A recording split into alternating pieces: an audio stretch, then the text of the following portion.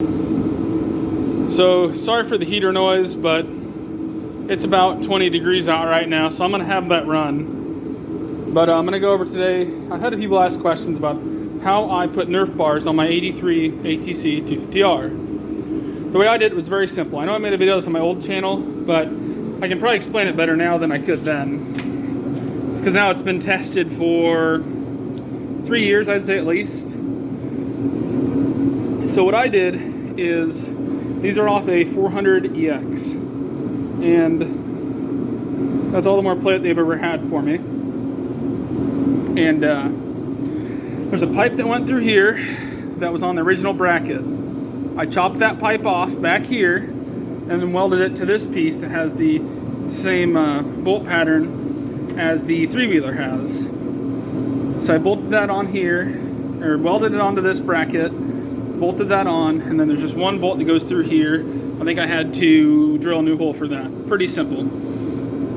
Now for the front, I believe there's like 1/8 inch spacers that come through both sides of the engine right here.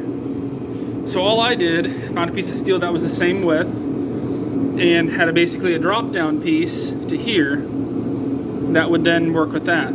Then I could bolt the main engine bolt through and then put the bolt down here through as well. And this one is on the other side, I think has a hole cut in the center of it for the for an engine bolt that needs to clear that. And it's pretty much how I did it. There's other ways of doing it. Some guys, they have a piece that comes out and down. This is how I did it, and over a few years of bracing, it's never given me an issue. Obviously, I think I used bolts that I had. You could use shorter bolts that are not sticking out. But as you can tell, like for my brake pedal, there's things on here that are custom, and I'm cheap. So that's what I did to make these work. Exact same thing on the other side.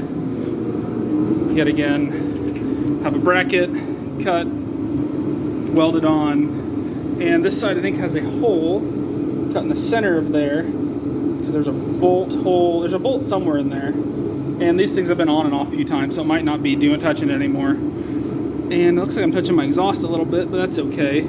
I could have these brackets on backwards too. I don't remember.